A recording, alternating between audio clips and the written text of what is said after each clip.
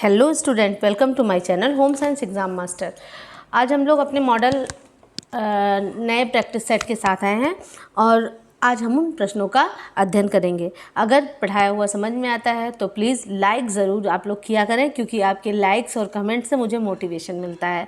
तो जो मुझे जानने वाले बच्चे हैं, जिनको मेरा पढ़ाया हुआ पसंद आता है, तो वो फटाफट से लाइक पहले कर दें, फिर वीडियो देखना शुरू करें। ओके, तो लाइक करें, कमेंट करें, शेयर करें और मेरा चैनल ज़रूर सब्सक्राइब करें। तो बढ़ते हैं हम लोग आज के प्रश्न की ओर।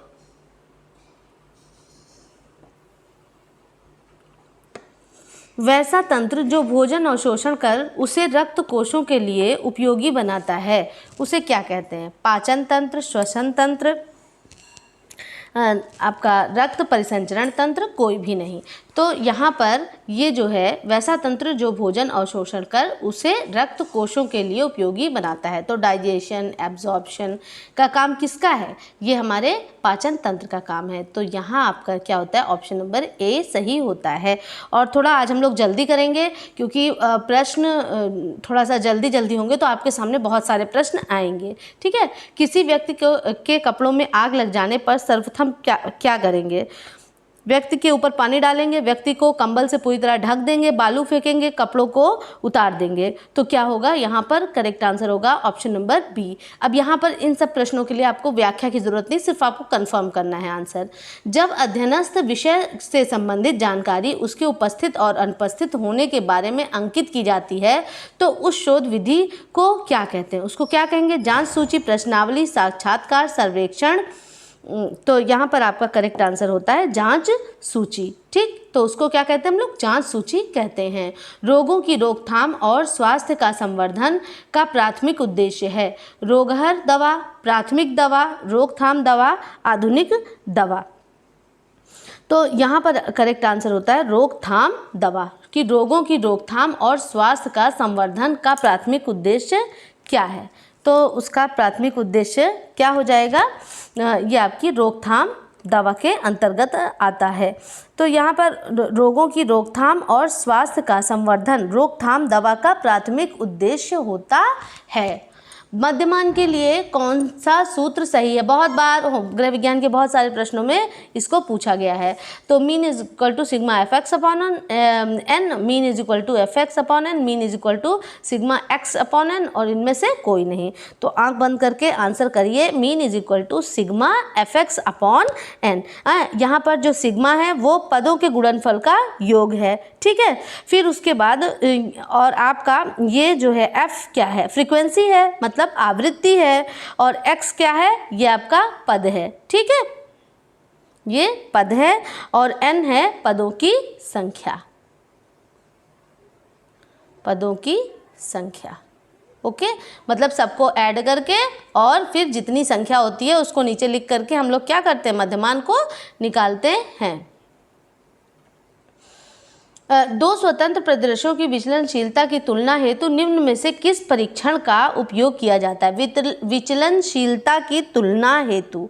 ठीक है, तो वहाँ पर टी परीक्षण, काई स्क्वायर, यहाँ पर जेड परीक्षण, एफ परीक्षण। तो यहाँ पर इसका करेक्ट आंसर होगा कि दो स्वतंत्र प्रतिदर्शों की तुलना के लिए जो दो अलग अलग जो कि क्या हैं, वो हैं इंडिपेंडेंट हैं। ठीक है, इंडिपेंडेंट सैंपल जो हैं उनकी विचलनशीलता की तुलना के लिए किसकी आवश्यकता होती है? टी परीक्षण की आवश्यकता होती है।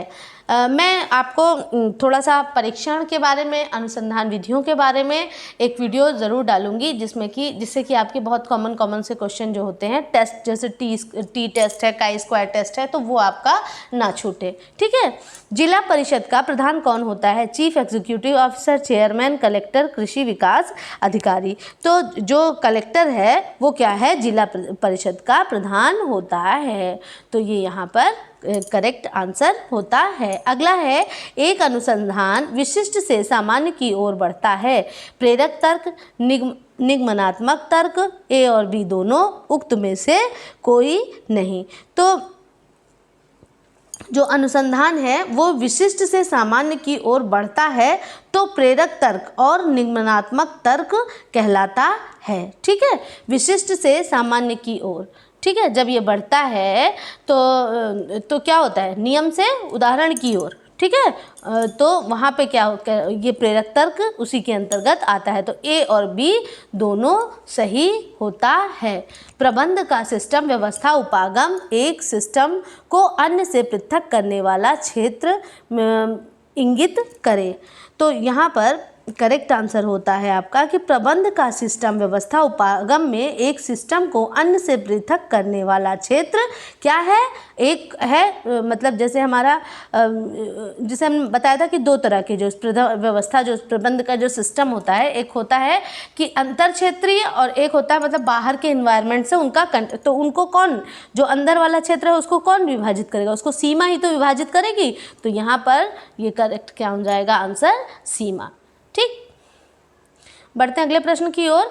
प्रस्थापित आवाज़ की अधिकतम दबाव होनी चाहिए 80 से 90 dB, 100 से 110 dB, 60 से 70 dB, 110 से 120 dB। प्रस्थापित आवाज़ का अधिकतम दबाव होना चाहिए। तो जो प्रस्थापित आवाज़ है उसका अधिकतम दबाव होना चाहिए 80 से 9 dB होना चाहिए। विभिन्न सर्वेक्षणों एवं अध्ययनों द्वारा ज्ञात हुआ है कि 100 डेसिबल ध्वनि का व्यक्ति से स्वास्थ्य पर कैसा प्रभाव पड़ता है, प्रतिकूल प्रभाव पड़ता है। और निरंतर लंबे समय तक अगर 85 डेसिबल की भी ध्वनि आप सुन रहे हैं तब भी उस पर प्रतिकूल प्रभाव पड़ेगा। इस तथ्य से शोर की सीमा 75 डेसिबल व 85 डेसिबल के मध्य निर्धारित की जाती है। 75 से 85 के बीच में निर्धारित की जाती है। तो इस आसपास में ना देखते हुए इसीलिए ऑप्शन नंबर ए को क्या किया गया है, करेक्ट माना जाता है। इससे अधिक अगर तीव्रता होती है ना, इससे अधिक अगर तीव्रता होती है तो वो क्या कहलाती है, तब वो ध्वनि प्रदूषण के अंतर्गत आती है। मच्छर भगाने वाली दवाओं में से सक्रिय रसायन कौन सा होता है, एलिथ्रिन, पॉलीथ्रीन, सल्फर, एसिटिलीन। तो मच्छर भगाने वाली दवा में क्या होता है, एलिथ्रिन नामक सक्रिय रसायन होता है। क्या होता है, एलिथ्रिन।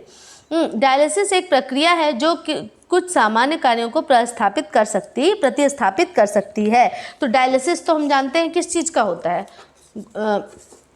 डायलिसिस हमारा किस चीज़ का होता है, ब्लड को चेंज करने की जो क्रिया होती है ना, तो और क्या उसमें जो हमारे गुर्दे होते हैं वो सक्रिय रूप से काम नहीं करते हैं, तभी ये डायलिसिस की मतलब फिल्टर करने का काम गुर्दे नहीं ढंग से कर पाते हैं। जैसे प्रोटीन बहुत ज़्यादा सिक्रीट होने लगता है, तो ये सारी चीज़ें, तो उसमें क्या होता है, ब्लड में बहुत सारी अशुद्धियाँ हो जाती हैं जिससे कि क्या होता है, बॉडी स्वेल होना शुरू हो जाती है और बॉडी में पानी भरने लगता है। बहुत सारे उसके हैं जो क्रॉनिक डिजीज़ेज़ हैं वो क्या इसी के अंतर्गत आती हैं। ठीक है, तो उसमें सामान्य कार्यों को प्रतिस्थापित कर सकती, तो वो क्या है, हमारा गुर्दा। ठीक, फिर उसके बाद महिला लिंग हार्मोन कौन सा है, एंड्रोजन, थायरॉक्सिन, एस्ट्रोजन और ऑक्सीटोसिन। बार बार मैं बताती हूँ कि महिला लिंग हार्मोन की बात करें तो वो क्या है, एस्ट्रोजन है। एस्ट्रोजन यहाँ पे करेक्ट आंसर होता है। उसके साथ में ही एक हार्मोन और है जिसको प्रोजेस्टेरॉन कहते हैं। प्रोजेस्टेरॉन को हम प्रेगनेंसी हार्मोन के नाम से भी जानते हैं। और जो एस्ट्रोजन हार्मोन है हमारा, ये हमारी सेक्सुअल कैरेक्टरिस्टिक को डेवलप करने में मदद करता है ना। अमाशय के पीछे तथा उदर के ऊपरी बाएं कोने में जो बड़ी लसिका ग्रंथि के समान होती है उसे क्या कहते हैं, तो उसको क्या कहते हैं, अमाशय के पीछे तथा उदर के ऊपरी बाएं कोने में जो बड़ी लसिका ग्रंथि के समान होती है उसे क्या कहते हैं, उसे तिल्ली, अग्नाशय, यकृत, कोई नहीं। तो वहाँ पर क्या हो जाती है आपकी तिल्ली मतलब प्लीहा। ठीक, तिल्ली को ही हम क्या किस नाम से जानते हैं, प्लीहा, स्प्लीन। ओके, ये करेक्ट हो जाता है। तो जो प्लीहा है वो तिल्ली शरीर की प्रतिरक्षा तंत्र के हिस्से के रूप में रक्त शोधक के रूप में कार्य करती है। पुरानी लाल रक्त कणिकाएं यहीं रिसाइकल होती हैं तथा श्वेत रक्त कणिकाएं एवं प्लेटलेट्स भी यहीं स्टोर रहती हैं। इसी कारण इसे WBC का बैंक तथा RBC का क्या कहा जाता है, ग्रेवयार्ड कहा जाता है। ठीक है, तो WBC का बैंक है ये, ठीक, और RBC का क्या है, कब्रगाह है। और प्लीहा या तिल्ली अमाशय के पीछे तथा उदर के ऊपरी हिस्से के बाएं कोने पर लसिका के समान अंडाकार लंबाई के लगभग 3 से 5 इंच होती हैं स्थित होती हैं और इसमें बढ़ने से मलेरिया, धातुक्षय, रक्ताल्पता जैसी समस्याएं जन्म लेती हैं। फिर अगला प्रश्न है आपका, गैस्ट्रिक एवं डिओडेनम अल्सर के इलाज में मुख्यतः दिया जाता है। गैस्ट्रिक एवं डिओडेनम अल्सर, ठीक है। कम रेशे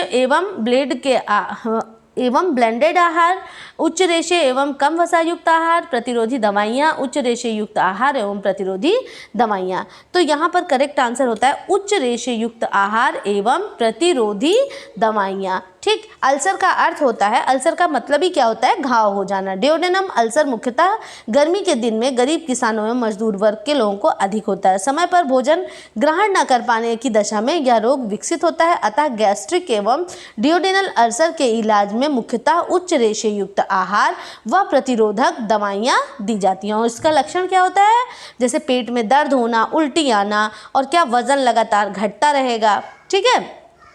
तो कम रेशे एवं ब्लेंडेड आहार,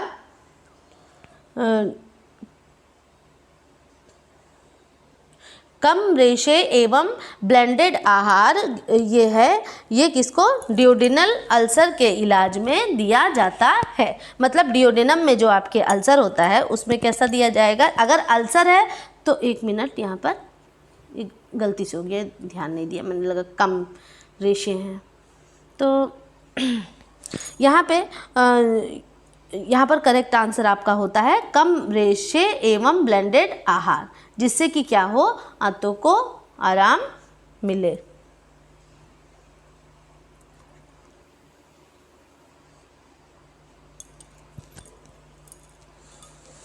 अगला प्रश्न है आपका,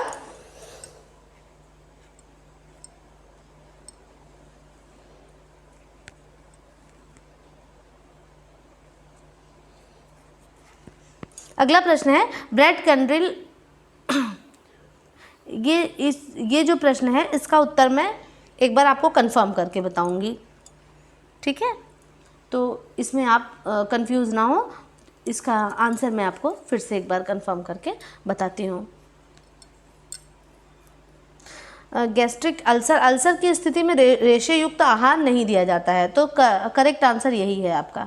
ओके, कोई उसमें दिक्कत नहीं है। ऑप्शन नंबर ए क्या है आपका करेक्ट आंसर है। ब्रेट कैंड्रिल का प्रयोग किया जाता है ऑपरेशन वाले रोगों के बिस्तर के लिए, हड्डी को टूटे या जले हुए रोगी के बिस्तर के लिए, सामान्य रोगी के बिस्तर के लिए, शैया घाव के लिए। तो जो ब्रेट कैंड्रिल है भैया वो किसके लिए, हड्डी को टूटे या जले हुए लोगों के बिस्तर के लिए होता है, ठीक है। तो इसमें ब्रेट कैंडल एक प्रकार की लकड़ी अथवा एल्युमिनियम का बना ढांचा है। इसे रोगी के बिस्तर पर इसलिए रखा जाता है ताकि रोगी के घायल अंग को चादर या कंबल ना छुए। आपने देखा होगा, जिसने विवाह मूवी देखी होगी तो उसको याद होगा, उसमें क्या था कि जब वो जल गई थी ना, तो इस टाइप का एक ये था, जैसे मतलब आदमी यहाँ पर लेटा हुआ है और यहाँ पर चेहरा सिर्फ उसका दिख रहा है और पूरी बॉडी क्या होती है, कवर होती है। तो वही है ये। मानव शरीर में सबसे लंबी अस्थि है प्रगंडरास्थि, जंघास्थि, अंतरजंघिका और बहिर्जंघिका। तो मानव शरीर की जो सबसे लंबी हड्डी है वह सबसे मजबूत हड्डी कौन सी होती है, फीमर होती है। और जंघे की लंबी मजबूत तथा त्रिभुजाकार हड्डी हिप बोन एवं अंतरजंघिका मतलब टीबी के मध्य स्थित होती है। तो यहाँ पर जंघास्थि करेक्ट आंसर हो जाता है, ठीक है। क्या आंसर सही होगा, जंघास्थि की सबसे लंबी हड्डी कौन सी है, अस्थि कौन सी है, जंघास्थि। उदर आंत्र भित्ति, ठीक है, उदर आंत्र भित्ति से बना हुआ होता है। कंकालीय मांसपेशियां, धारीदार मांसपेशियां, मृदु मांसपेशियां और कार्डियक मांसपेशियां। तो उधर जो गैस्ट्रो इंटेस्टाइनल वॉल है वो आपकी वो किससे बनी हुई होती है, ये मृदु मांसपेशियों की बनी हुई होती है, स्मूथ मसल्स की बनी हुई होती है। ये हमारे शरीर में अंगों एवं गति गमन के लिए विशेष प्रकार की कोशिकाओं के लिए सफ़ेद तथा लाल से ऊतक होते हैं, जिन्हें स्मूथ मसल कहते हैं, मतलब कि मृदु मांसपेशियां। अंतरकोशीय पाचन प्रणाली उपलब्ध कराता है, राइबोसोम, गोल्गी, लाइसोसोम, आंत। तो यहाँ पर करेक्ट आंसर होता है अंतरकोशिकीय, क्योंकि ये क्या है हमारा लाइसोसोम, यहाँ पर सही है, ठीक है। ये किलर होता है ना, ये नवोदय विद्यालय में निम्न में से किसके लिए खोले गए? ग्रामीण छात्रों के लिए, ग्रामीण प्रबुद्ध छात्रों के लिए, नगरीय छात्रों के लिए, इनमें से कोई नहीं। तो जो नवोदय विद्यालय हैं वो ग्रामीण प्रबुद्ध छात्रों के लिए खोले गए ना, मतलब कि प्रबुद्ध नहीं प्रबुद्धि होगा, और टैलेंटेड स्टूडेंट्स के लिए खोले गए। और मैं आपको एक बात बताऊं, मैं भी नवोदय की ही पढ़ी हुई हूँ।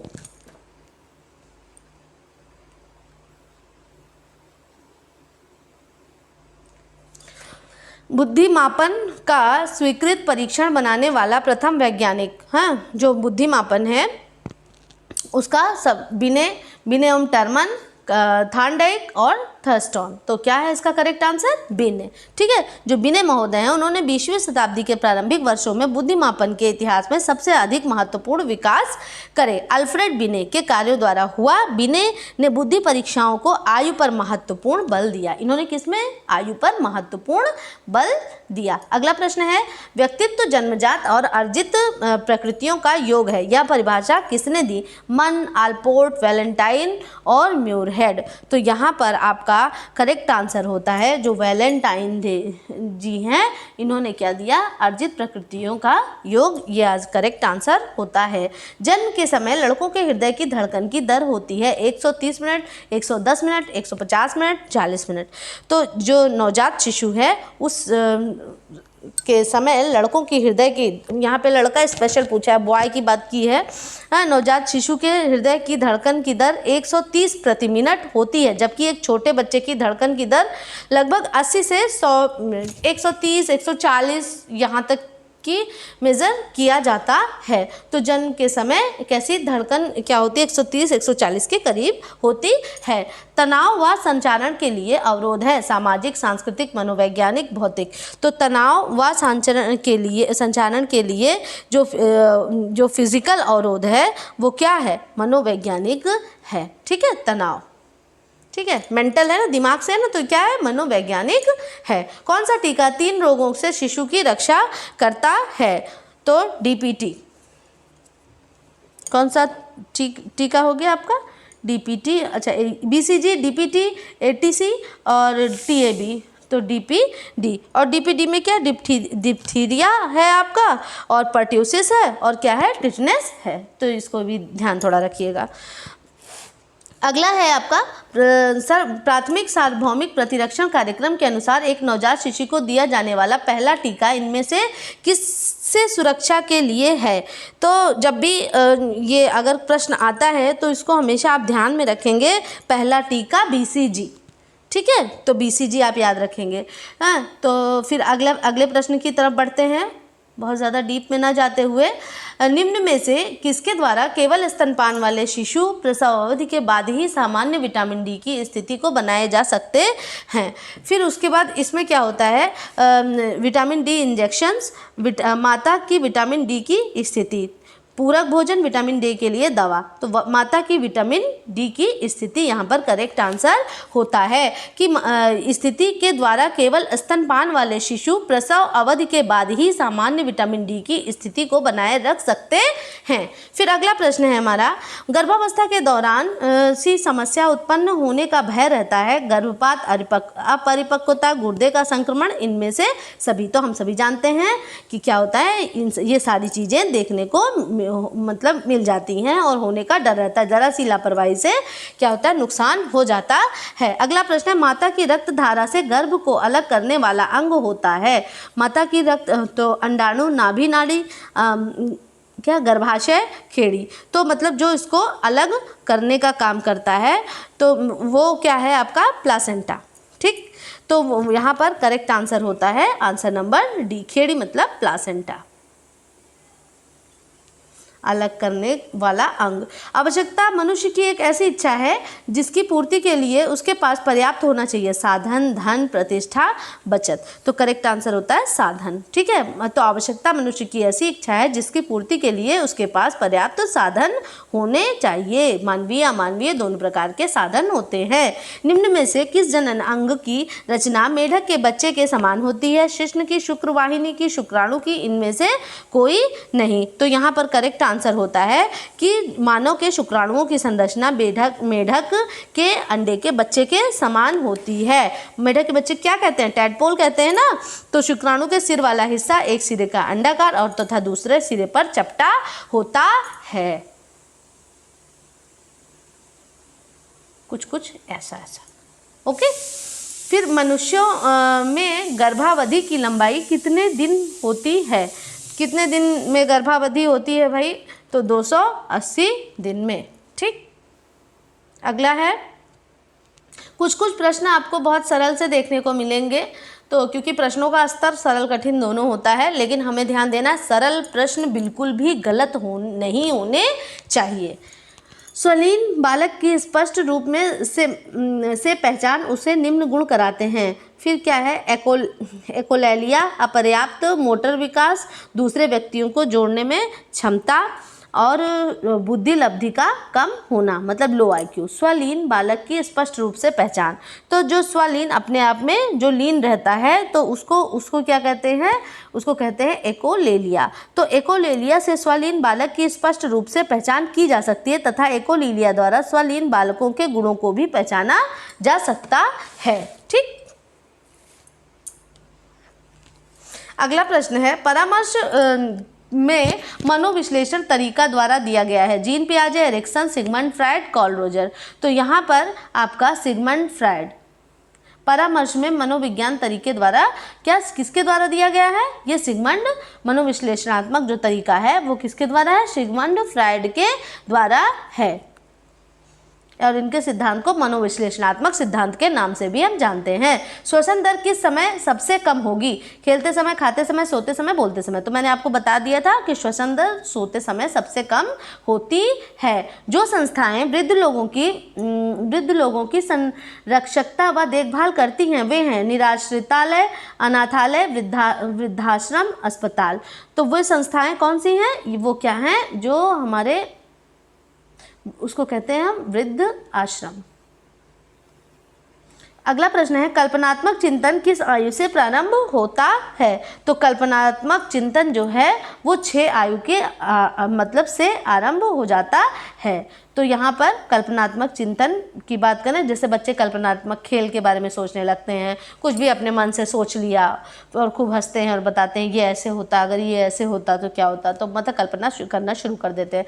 विकास का क्रम, धड़, पैर, गर्दन, सिर, मुख, गर्दन, धड़, पैर, गर्दन, सिर, मुख, गर्दन, धड़, पैर, सिर, मुख, गर्दन, धड़, पैर, इनमें से कोई नहीं। ठीक है। तो ये जो है आपका विकास का क्रम पूछ रहा है ना। तो मुख आपका तो इसमें से बताना है कि कौन सा है। तो कल एक प्रश्न भी था, उसमें थोड़ा सा गड़बड़ हो गई थी, तो आप उस प्रश्न को ज़रा देख लीजिए। ठीक, तो वो करेक्ट कर लीजिएगा। सबसे पहले जैसे विकास क्रम 2 प्रकार से है। ठीक है, एक है आपका सिफेलोकार्डल, ठीक है, और जो दूसरा है निकट दूर क्रम में। तो उसमें थोड़ा सा जैसे कभी कभी लगता नहीं कि हम लोग सोच कुछ रहे हैं बोल कुछ रहे हैं। ओके, तो यहाँ पे जो ये है आपका सिफेलोकार्डल के अंतर्गत आता है। सिर, मुख, गर्दन, धड़, पैर, तो ये कौन सा होता है? Top to bottom. ठीक है, ये ऊपर से नीचे की ओर आता है। और दूसरा आपका निकट दूर क्रम वाला है, वो क्या है? पेट से, मतलब ये जो सुषुम्ना नाड़ी है, इससे क्या होगा? इससे इसके पास के लिम्फ्स की ओर इस तरह से विकास होता है, केंद्र से परिधि की ओर। ठीक है, तो यहाँ क्या आपके पेट से धड़ की ओर विकास होगा, वो कौन सा हो जाएगा? हमारा निकट दूर क्रम में हो जाएगा। ठीक है, और ये क्या है? हमारा टॉप टू बॉटम वाला सिफेलोकार्डल के अंतर्गत आता है। अगला प्रश्न है, क्लाइंट सेंटर्ड काउंसलिंग जानी जाती है। तो जो आपकी क्लाइंट सेंटर्ड काउंसलिंग है वो नॉन डायरेक्टिव काउंसलिंग के नाम से जानी जाती है। कौन सी? Non directive counselling. ठीक है, अगला कौन है? किंडरगार्टन के जन्मदाता Froebel, John Dewey, Maria Montessori और मैकमिलन। तो जो किंडरगार्टन प्रणाली है उसके जन्मदाता कौन है? हमारे फ्रोबेल महोदय हैं। खेल विधि के भी जन्मदाता यही हैं। निम्न में से किसमें अध्यापन के लिए एक तयशुदा पाठ्यक्रम का उपयोग किया जाता है? विस्तार शिक्षा, अनौपचारिक शिक्षा, अनियमित शिक्षा और औपचारिक शिक्षा। जो फॉर्मल एजुकेशन है उसी के लिए निश्चित स्थान, निश्चित पाठ्यक्रम और समय सारणी ना, इन सारी चीज़ों, ये किसके अंतर्गत, ये सारी हमारी फॉर्मल एजुकेशन के अंतर्गत आती है। औपचारिक शिक्षा जैसे कि हम लोग स्कूल कॉलेज में पढ़ाई करते हैं वो हमारी औपचारिक शिक्षा के अंतर्गत आते हैं, रेगुलर जो पढ़ाई करते हैं। गृह प्रबंधन प्रक्रिया में मूल्यांकन चरण के लिए निम्न में से क्या परिभाषित किया गया? तो गृह प्रबंधन प्रक्रिया में मूल्यांकन चरण के लिए इसमें क्या किया गया? अपनी योजना की प्रगति की जांच करना तथा आवश्यक होने पर सुधार उपाय कर लेना। तो यहाँ पर आपका ऑप्शन नंबर बी क्या हो जाता है? करेक्ट हो जाता है। और ऑप्शंस को आप देख लें। अगला प्रश्न है हमारा, बच्चों और वयस्कों की समान शिक्षा के लिए शुरू किया गया विद्यालय आधारभूत तंत्र क्या है? भूदान, नई तालीम, प्रयोग परियोजना और कौन सा है? मारथंडम। हाँ, तो यहाँ पर जो मैंने पहले भी आपको बताया था, नई तालीम, ठीक है, ये गांधी जी की शिक्षा थी जिसको 1935 में लागू किया गया। अगला प्रश्न है, स्कूल में बच्चों के आहार स्कूल प्रदान करने वाली दुनिया का सबसे बड़ा जो प्रोग्राम है वो कौन सा है? तो वो कोई भी नहीं, हमारा ICDS है, ठीक है। कौन सी है? समेकित बाल विकास योजना। तो क्या? इंटीग्रेटेड चाइल्ड डेवलपमेंट स्कीम, ठीक है। तो ये हमारी क्या हो गई? ICDS है और इसकी स्थापना सन 1975 में की गई, ठीक है। और ये इसको किस किस चीज़ों को वो करती है ICDS हमारी? ये हमारे स्वास्थ्य के लिए है ना, स्वास्थ्य है हमारा, उसमें छोटे बच्चों के स्वास्थ्य के ऊपर सबसे ज़्यादा फोकस करती है। मारथंडम परीक्षण किसके द्वारा किया गया? बर्लो, doctor Spencer Hutch, Albert Mayer और गांधी जी, ठीक है। तो यहाँ पर करेक्ट आंसर होता है, मारथंडम की बात करते हैं तो ये डॉक्टर हच के द्वारा, स्पेंसर हच के द्वारा दिया गया। और ये कब? 1921 में। मैंने इससे पहले भी बताया था, अमेरिका के डॉक्टर स्पेंसर हच थे, ठीक है। और उसमें इसका वो क्या था? स्वयं अपनी मदद। फिर अगले प्रश्न की ओर, छोटे समूह चर्चाओं का एक प्रकार है जो किसी सीमा के बिना विचार के मुक्त परिचय को प्रोत्साहित करने के लिए बनाया जाता है। बच सत्र, मस्तिष्क मंथन, सेमिनार, सम्मेलन। तो जो छोटे छोटे समूह होते हैं उनकी बात कर रहा है। तो यहाँ पे विचारों को मुक्त परिचय को प्रोत्साहित करने के लिए बनाया जाता है। तो वो क्या है आपका? मस्तिष्क मंथन के अंतर्गत आता है। तो मस्तिष्क मंथन छोटे समूह चर्चाओं का एक विचार है जो किसी सीमा के बिना विचारों को मुख्य परिचय को प्रोत्साहित करने के लिए बनाया जाता है। अगला है पोस्टर क्या है? श्रव्य सहायक, प्रदर्शन सहायक, दृश्य सहायक, उपरोक्त सभी। तो जो ये हैं हमारे पोस्टर्स हैं तो वो श्रव्य सहायक हैं क्या? नहीं।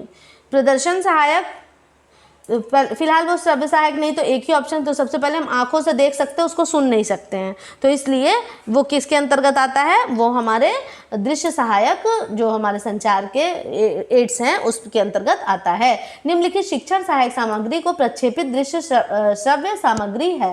प्रक्षेपित मतलब प्रोजेक्टेड है दृश्य सामग्री, कठपुतली नाटक, दूरदर्शन, स्लाइड्स, उपरोक्त सभी। तो यहाँ पर आपका ऑप्शन नंबर बी सही होता है। तो यहाँ पर जो ये दे दिया था प्रक्षेपित ना, शिक्षण सहायक सामग्री में प्रक्षेपित दृश्य श्रव्य सामग्री है। तो कठपुतली तो है लेकिन ये नॉन प्रोजेक्टेड के अंतर्गत आएगी ना, तो दूरदर्शन। तो यहाँ पर आपका करेक्ट आंसर दूरदर्शन हो जाएगा। फिर उसके बाद अगला है, कौशल प्रदान करने की एक सर्वाधिक प्रभावशाली विधि कौन सी है? क्षेत्रगमन, समूह चर्चा, प्रदर्शन और परियोजना। तो सबसे प्रभावशाली जो विधि होती है वो क्या होती है? डिमॉन्स्ट्रेशन। जैसे अगर किसी चीज़ को हम किसी के सामने प्रेजेंट करते हैं तो हमें बहुत अच्छे से समझ में आती है, क्योंकि जितनी ज़्यादा ज्ञानेंद्रियाँ हमारी काम करती हैं उतना ही बढ़िया हमारा काम होता है। जैसे अगर मैं आपको पढ़ा रही हूँ, आप सुन भी रहे हैं, प्रश्न को आँख से देख भी रहे हैं, और आई होप कि आप रजिस्टर पेंसिल लेके बैठे होंगे तो आप उस पर भी नोट कर रहे हैं, तो क्या होता है वो चीज़ें आपको याद होती हैं ना, ज़्यादा याद होती हैं। वरना क्या मॉडल प्रैक्टिस सेट्स आप मार्केट मार्केट में भी आपको बने बनाए मिलते हैं, सब कुछ मिलता है, लेकिन आपको क्यों ज़्यादा समझ में आता है? क्योंकि आपकी जो सेंसरी ऑर्गन्स हैं वो ज़्यादा से ज़्यादा इन्वॉल्व होते हैं, और अपने आप जितना ज़्यादा इफर्ट लगाएंगे काम करने में उतना ही ज़्यादा आपको इसका फ़ायदा मिलेगा और चीज़ें आपको याद रहेंगी, कन्फ्यूज़न नहीं होगा। लोक मीडिया के बारे में निम्नलिखित में से कौन सा कथन सही नहीं है? लोक मीडिया मास मीडिया के समतुल्य स्थानिक है। लोक मीडिया एक नाटक, नृत्य और गीत सम्मिलित है। लोक मीडिया का विशुद्ध रूप से मनोरंजन के लिए उपयोग किया जाता है। लोक मीडिया मेले और त्यौहार के दौरान ये आपका क्या उपयोग किया जाता है? तो इसमें पूछा है कौन सा कथन सही नहीं है? तो लोक मीडिया को विशुद्ध रूप से मनोरंजन के लिए उपयोग किया जाता है। तो क्या ये बात सही है? क्या हम लोग मनोरंजन के लिए ही सिर्फ यूज़ करते हैं? नहीं, ऐसा नहीं है। ग्रामीण लोगों को ऐच्छिक रूप से किस कार्य में भाग लेना चाहिए? प्रसार, समूह गान, टीवी कार्यक्रम, नेतागिरी। तो उनको किसमें? एक्सटेंशन कार्यक्रम में भाग लेना चाहिए, जिससे कि उनका जीवन स्तर ऊंचा हो पाए और उनकी नई नई चीज़ें सीखने को मिले। प्रसार शिक्षा शब्द का सर्वप्रथम 1873 में निम्नलिखित में से किसके द्वारा उपयोग किया गया? कैम्ब्रिज विश्वविद्यालय, ऑक्सफोर्ड विश्वविद्यालय, बनारस हिंदू विश्वविद्यालय या दिल्ली विश्वविद्यालय? तो यहाँ पर आपका करेक्ट आंसर होता है ऑप्शन नंबर ए, कैम्ब्रिज विश्वविद्यालय के द्वारा। तो ग्रामीण समस्याओं के समाधान हेतु सबसे बड़ी शैक्षणिक अवस्था प्रसार शिक्षा ही है, और प्रसार शिक्षा शब्द का सर्वप्रथम प्रयोग इंग्लैंड के कैम्ब्रिज विश्वविद्यालय 1873 में किया गया। कहाँ? इंग्लैंड के कैम्ब्रिज विश्वविद्यालय लिखा ही है, ईयर आप याद कर लें, 1873 में किया गया। और ये ग्रामीण लोगों की समस्याओं को उन्हीं के लिए ये पूरे समर्पित शिक्षा ही है, ठीक है।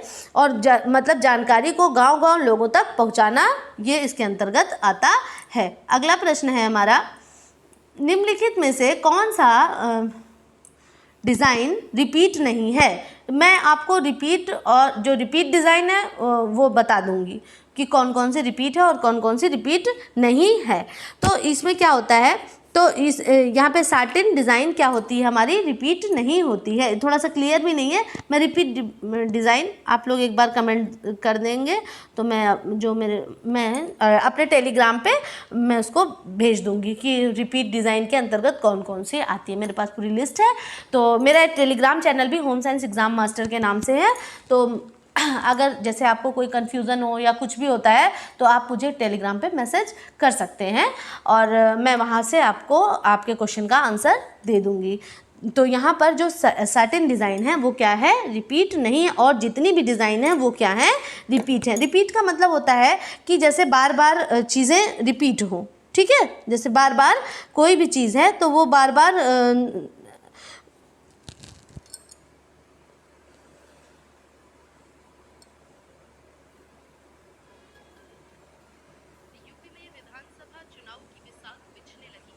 दोहराई जाए। इसमें थोड़ा दिखाई नहीं दे रहा है, इसलिए मैं इस प्रश्न को छोड़ रही हूँ और करेक्ट आंसर आपको बता दे रही हूँ कि कौन कौन सी डिज़ाइन रिपीट नहीं है। तो इसमें सिर्फ सर्टेन रिपीट नहीं है, उसके अलावा ये ड्रॉप है, ये रोटरी है, और एक थोड़ा सा कंफर्म नहीं हो रहा है, उसको मैं देख करके आपको बताऊंगी। रंगों को किस प्रकार वर्गीकृत किया जाता है? सही अनुक्रम बताइए। द्वितीयक, माध्यमिक, मध्यवर्ती, तृतीयक, युग्म, प्राथमिक, मध्यवर्ती, चतुर्थक, द्वितीयक, प्राथमिक, द्वितीयक, मध्यवर्ती। तो यहाँ पर जो रंग हैं उनको जो रंगों को निम्न प्रकार वर्गीकृत किया जाता है। इसमें आपका ऑप्शन नंबर सी है, प्राथमिक, द्वितीयक, मध्यवर्ती, तृतीयक और चतुर्थक। प्राथमिक, द्वितीयक या गौण हो गया, फिर मध्य इंटरमीडिएट हो गया, तृतीयक हो गया और चतुर्थक हो गया, ठीक है। तो प्राथमिक, द्वितीयक या गौण, मध्यवर्ती, तृतीयक या चतुर्थक। तो थोड़ा सा आप लोगों को दिक्कत ये वाले क्वेश्चंस में हो रही होगी क्योंकि इसकी प्रिंटिंग सही नहीं हुई थी, ठीक है। किसी भी लेकिन मैं पढ़ने की कोशिश करती हूँ और आपको पढ़ के बताती हूँ। किसी भी डिज़ाइन के सभी भागों में संपूर्ण वस्तु के आपसी तालमेल को क्या कहते हैं? संतुलन कहते हैं। फिर उसके बाद जो यहाँ पे लय है, अनुपात है, बल है। तो यहाँ पर करेक्ट आंसर क्या होता है? डिज़ाइन के सभी अंगों में संपूर्ण आपसी जो तालमेल होगा उससे क्या होगा? उसे अनुपात कहेंगे, ठीक है। तो अनुपात मतलब प्रोपोर्शन कहते हैं। अनुपात कला का एक महत्वपूर्ण सिद्धांत सिद्धांत है जिसे संबंधों का नियम, जिसे लॉ ऑफ रिलेशनशिप भी कहते हैं। इसको आप याद रखेंगे, लॉ ऑफ रिलेशनशिप के नाम से भी जाना जा सकता है। किसी भवन के चारों ओर खाली स्थान छोड़ने के मानक को क्या कहते हैं? जो बीच में जो किनारे किनारे खाली स्थान छोड़ देते हैं तो उसको हम लोग क्या, किस नाम से जानते हैं? तो वो क्या है, भूदृश्य के नाम से जाना जाता है।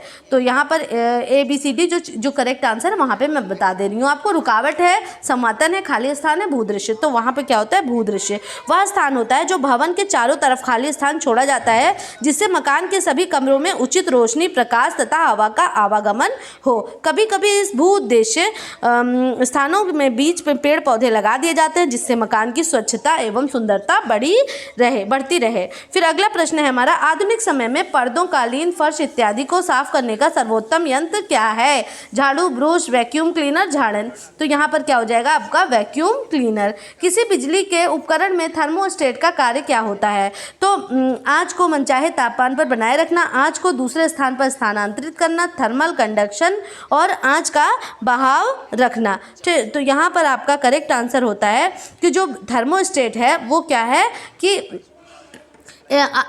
मतलब एक ही यहाँ तक जैसे थर्मोस्टेट का यूज किया जाता है तो उससे क्या होता है कि जैसे एक निश्चित वोल्टेज तक बिजली गई, अगर उससे ऊपर जाती है तो क्या होता है, कट होकर के फिर उसी को वापस पर ले आता है। ठीक है, तो यहाँ पर पहला क्या है, आंच के मनचाहे तापक्रम पर बनाए रखना, वो क्या है इसके अंतर्गत आती है थर्मोस्टेट। निम्नलिखित में से कौन सा एक मानव संसाधन है? सीमित लाभ, साथ, स्थान, समय, जल। तो इसमें मानव संसाधन में जो है ये वो समय। सीमांत लाभ फिजिकल, स्थान फिजिकल, जल फिजिकल, समय सबका अपना अपना होता है। उसी समय को हम यूज़ कर सकते हैं अच्छे काम के लिए, उसी समय को हम क्या करते हैं, व्यर्थ भी कर सकते हैं। तो ये मानव संसाधन के अंतर्गत आएगा, क्योंकि लाभ देखिए आएगा नहीं, स्थान भी नहीं आएगा, जल भी नहीं होगा। तो मैंने आपको बताया था कि समय ऐसे है कि उसमें मतलब उसको हम अपने लिए भी यूज़ कर सकते हैं और उसको यूज़ भी कर सकते हैं। समय सबके लिए बराबर ही है, किसी के लिए थोड़ा ज़्यादा और कम नहीं है, लेकिन उसको हम किस प्रकार से इस्तेमाल करते हैं ये हमारे ऊपर निर्भर करता है। सर्वाधिक ऊर्जा का उपयोग करने वाला कार्य, बुनना, आटा गूंथना, फर्श पोंछना, डस्टिंग। तो जो सबसे ज़्यादा ऊर्जा जिसमें खर्च होती है वो क्या है, पोछा लगाने का काम, फर्श पर पोछा करना। और वो पोछा अगर हाथ से लगाया जाए, मैनुअली लगाया जाए तो और भी ज़्यादा हैवी हो जाता है। किस विद्वान ने एक विवाह को ही विवाह का आदि रूप माना है? वेस्टमार्क, बोगार्ट्स, मैकावर और मर्टन। तो प्रसिद्ध मनोविज्ञान शास्त्री मैकावर महोदय ने यहाँ पर क्या किया, एक विवाह को ही विवाह का आदि स्वरूप माना। उन्होंने माना कि एक विवाह अर्थात एक पुरुष का एक स्त्री से ही विवाह होना सर्वश्रेष्ठ होता है। तो ये किसका है, मैकावर महोदय का कथन है। अगला प्रश्न है, भौतिक सामाजिक आत्मसंगठन और प्राप्ति के लिए विद्वान द्वारा आवश्यकताओं का वर्गीकरण माना गया है? Professor W.I. थॉमस द्वारा, प्रोफेसर एली द्वारा, प्रोफेसर डेनियल प्रेस्कोट द्वारा, उपयुक्त सभी के द्वारा। तो यहाँ पर आपका ऑप्शन नंबर C करेक्ट होता है। प्रसिद्ध मनोशास्त्री एवं विद्वान प्रोफेसर डेनियल तथा प्रेस्कोट ने आवश्यकताओं के वर्गीकरण के अंतर्गत भौतिक सामाजिक आत्मसंगठन और प्राप्ति को शामिल किया है। कौन सा? भौतिक सामाजिक आत्मसंगठन और प्राप्ति के रूप में शामिल किया है।